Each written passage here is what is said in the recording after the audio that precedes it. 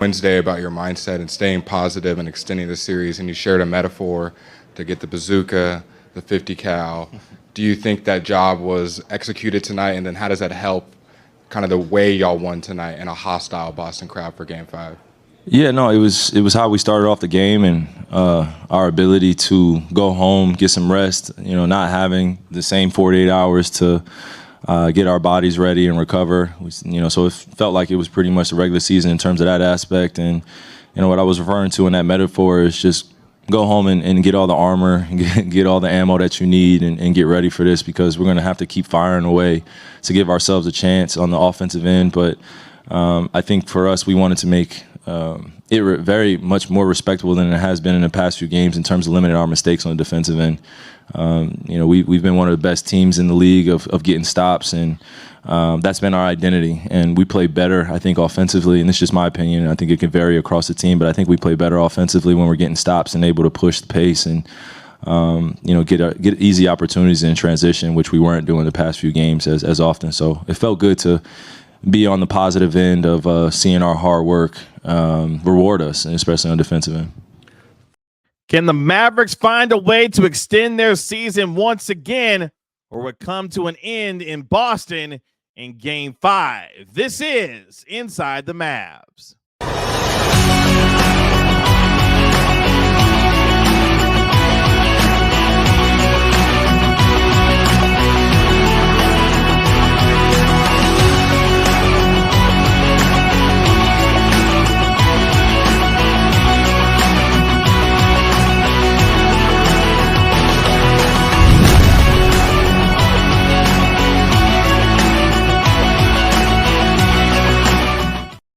Welcome to Inside the Mavs, presented by Aura. I'm your host, Kevin Gray, Mavericks Pre and postgame host on the Dallas Mavericks Radio Network. Appreciate you joining me here for this latest episode of Inside the Mavs. Make sure you download and subscribe to the podcast wherever you get your podcasts for free. Give it a 5-star rating and write a review for it while you're there. And if you watch this on my YouTube channel at Kevin Gray Sports, make sure you like and comment on the video as well. And you can follow me on Twitter at Kevin Gray Sports.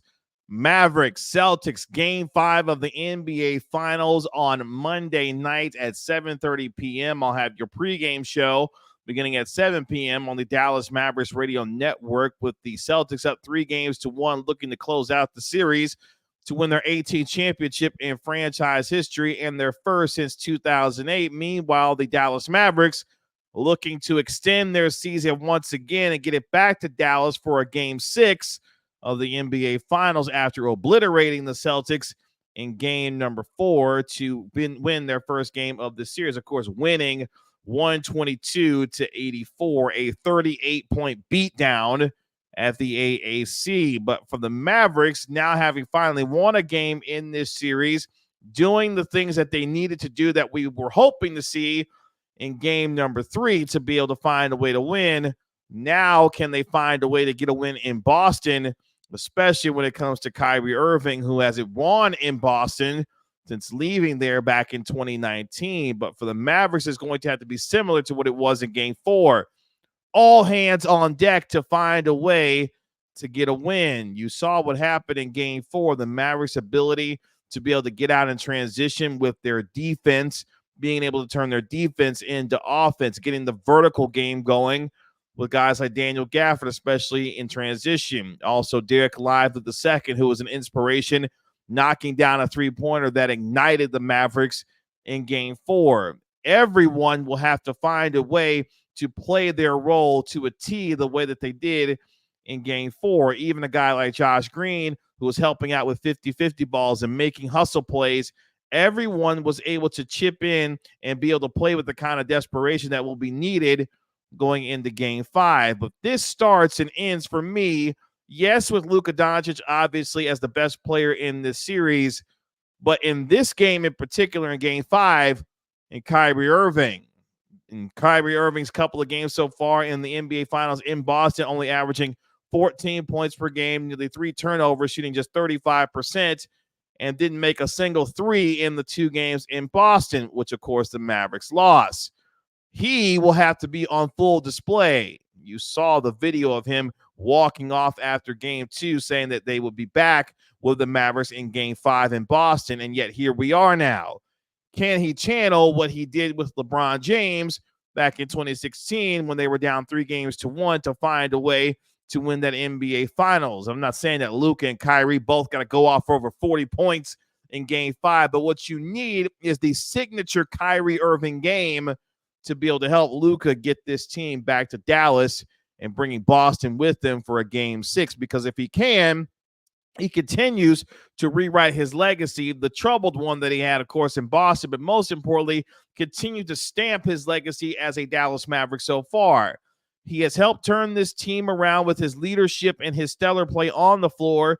Now, in the biggest moment of their season when they need it, he has to be the one that drives it from an aggressive standpoint, especially on the offensive end, putting away and shuttering the demons that have plagued him in Boston. Now, Kyrie has the chance to turn the table on the Celtics and deny them a celebration on their home floor, even with Kristaps Porzingis looking like he's not going to play, because if you listen to the comments of Xavier Tillman, it sounds like Kristaps Porzingis is still struggling with that foot injury. He's officially listed as questionable going into Game 5. Luka Doncic is listed as probable with his thoracic contusion, and we know that he's going to play.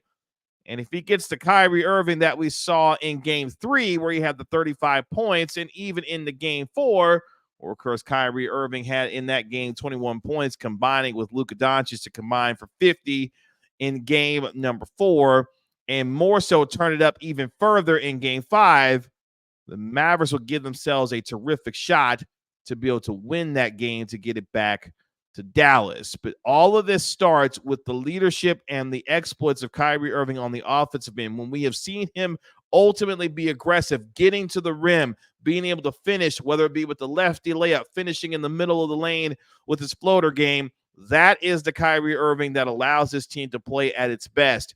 Him setting the tone on the offensive end and not allowing the game to come at him at times, which we've seen in the postseason, which has been effective at times, but most importantly, it's more effective when Kyrie and Luka together set the offensive tone and set the tenor for the way that they want the game to go offensively. And with no Kristaps Porzingis continuing to attack the middle of the lane, and whether it be in the mid-range or in the floater game or getting to the cup for layups, the Mavericks have the chance to be able to be that aggressor on the offensive end, like you saw in Game 4, where the Mavericks scored 60 of their 122 points in the paint. A lot of that having to do with Kyrie Irving and Luka Doncic's ability to get to the rim, because you saw what happened in Game number 4. They made a combined 1 3-pointer between the two of them going and combined 1 of 14 from downtown. They'll need to be a little bit better from that, obviously, from the 3-point line, in order to give themselves a chance to win. More on Game 5 and what the Mavericks have to do to find a way to get themselves back to Dallas for Game 6, and why it starts and ends with Kyrie Irving. But before we get there, let's hear from today's sponsor of our video and our podcast, and let's hear from Aura. Today's video is brought to you by Aura. Do a Google search on your name and email address to see how much information comes up about you. I was devastated by the amount of information that I could be seeing searching my name and profile, and I knew then I needed to be protected for not just myself, but also for my family. Data brokers sell your information to scammers, spammers, and anyone else who may want to target you. Your full name, email, home address, health records, your relatives, it's all out there.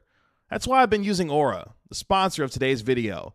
Aura shows me which data brokers are selling my information and automatically submits opt-out requests for me. Cleaning up my information not only helps reduce the amount of spam I get, but it protects me from hackers who could use this information to help them access my social media accounts, bank accounts, and other sensitive information. Aura also does so much more to protect me and my family from online threats that I can't see. It's really easy to set up, so I don't have to download several different apps to get things like antivirus, VPN, password management, parental controls, identity theft insurance, and more. I get everything at one affordable price. You may already have one of these tools already, but not having Aura is like locking the front door and leaving the back door wide open. Aura is always on, doing the hard work to protect me and my family so I can focus on other tasks with peace of mind. I value my privacy and I value yours. You can go to aura.com/Kevin Gray to start your 2-week free trial. Please see the link in the description. Back here on Inside the Mavs, thank you for hanging out with us through our spot and through today's podcast, or our video and our podcast. And thank you to our sponsor in Aura, as the Mavericks try to win Game 5 to force a Game 6 back in Dallas. They need to find a way to get Kyrie Irving going in game number 5 from the outset. Kyrie Irving talking about how he will need to continue to eliminate the self-doubt even when shots aren't falling, but also eliminates the crowd when it comes to the Celtics, who will be on him, of course, in game 5 as the Celtics try to win an NBA championship. Listen to what Kyrie Irving had to say about that and what that means for him as he tries to focus in on winning and helping the Mavericks win game 5. Take a listen. I think in order to silence even the self-doubt, let alone the crowd doubt, but the self-doubt when you make or miss shots, that's just as important as making sure that I'm leading the team in the right way and being human through this experience too, and telling them how I feel. I've had a few teammates be in this building with me on wins and losses, so I know what it feels like for both, but I try to pay attention to the positive things that got us wins here early in my career, and then also thinking about the things I can learn from throughout the performances that I've had here where I didn't play up to par. So it's just being honest about it, and then also breathing through the experience and having fun with it. So Kyrie Irving saying, look, eliminating the self-doubt and having fun is what's going to help him in game 5 of the finals. And you've heard from Derrick Jones Jr. and PJ Washington, if you follow me on Twitter at Kevin Gray Sports, when I've asked them what did they learn from game 3 when they had that 22-2 run to pull it within 1 with 3.5 minutes left that they could take with them going into game 4. And the common denominator was having fun and playing the game with joy. They'll need to do that same thing in game 5 like they did in game 4, which was come out extremely aggressive, getting to the rim, putting pressure on Boston on the defensive end, where the Mavericks forced 14 turnovers, being able to dominate inside the paint, but also winning the 50-50 balls, getting after it in every single possession with their rotations, especially on the defensive end. Luka Doncic in game number 4 responded to the criticism that was very loud and very poignant by several people with a defensive performance that needs to be seen going into game 5. Luka Doncic held the Celtics to 2 of 9 from the field when he was the primary defender in game 4. That defensive effort and intensity is going to be needed once again to try to beat Boston, who is as talented as they come. Of course, a team that won 64 games during the regular season, and before game 4's loss had won 10 straight games in the postseason. A team that has not shot the ball, did not shoot the ball well from 3 in game 4, and was the best three-point shooting team in the league, making nearly 17 threes per game and shooting nearly 39% from downtown. They look to get back on track like they did in game number 1, where it was a barrage of three-pointers, but also in that game 1, of course, they had Kristaps Porzingis. It appears that they will not have him going into game 5, and more of a break glass scenario if they need Kristaps Porzingis, who was made available to play in game 4, but didn't obviously sing a single minute in the game 4 blowout loss. But for the Mavericks, you and I know what they need to do and how they play at their best. When they're getting after it on the defensive end, being able to play their best offense, when being able to defend and get out in transition for easy buckets, whether it be Derek Lively or Daniel Gafford finishing strong at the rim, or when they're able to attack the rim, getting downhill, especially with not any type of presence in the middle defensively for the Celtics. And Luka Doncic did something not only defensively in game 4 that I thought was great, as we mentioned, holding the Celtics to 2 of 9 when he was the primary defender, but he played a quiet, focused game, not having conversations with officials, and made sure that his game was focused on beating the Celtics in any way possible, whether it be diving on the floor for loose balls, whatever the case may be.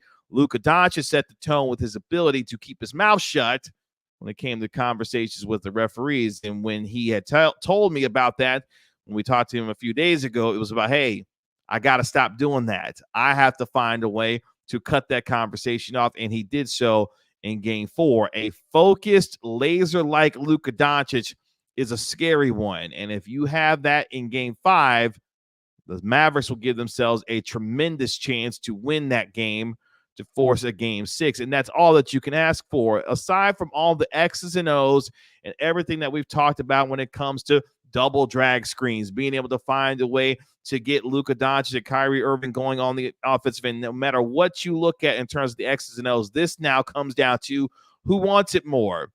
And are the Celtics content to lose a game 5 because they are knowing that they were up 3-2 coming back to Dallas? If you listen to Sam Hauser's comments from the Celtics, they're not necessarily worried about it if they do lose game 5. But if they do, the pressure continues to squarely go on Boston, where we know a couple of years ago when they were in the NBA Finals in 2022, they were up 2-1 in that series, had a lead in the fourth quarter, and ultimately lost that series. Even last year, when they lost in the Eastern Conference Finals, the Miami Heat had got up 3-0.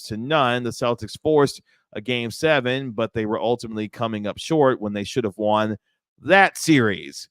Boston, if they want to find a way, they need to shut it down in game 5 and not allow the Mavericks to continue to gain confidence. But if you're the Mavericks, all you have to do is play your game, play loose, play confidence, and play with fun, and you'll see what happens and knock down enough shots to be able to keep up. And maybe you see some more of Tim Hardaway Jr., as Jason Kidd talked about in the media availability on Sunday, which was, hey, Tim Hardaway Jr. looked like a Ray Allen. Well, no, look now, Jason, let's relax for a second.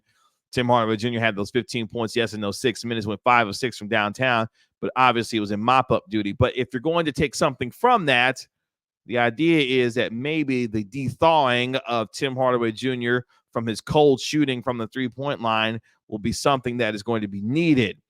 But for me, this series, and maybe the way that the tone of this series changed, happened early on in the first quarter, and it was a fairly innocuous play, but we talked about it a little bit after the Game 4 recap, which was Derrick Jones Jr. and Jason Tatum got into a little bit of a, not tussle, if you will, but had some words, a little pushing and a little shoving. But it was the first time in this series that the Mavericks had shown some fight and shown some backbone about dealing with the Celtics team. And I don't know how much more of that plays itself out in Game 5, but the idea is the Mavericks are here to fight and continue to fight for their season as they try to pursue something that's never been done in 156 tries, which is win a series after being down 3-0. And maybe, just maybe, the fight that they showed in that 22-2 run to get it within 1, ultimately blowing out the Celtics in Game 4, can carry itself over into Game 5 and then be able to put themselves in position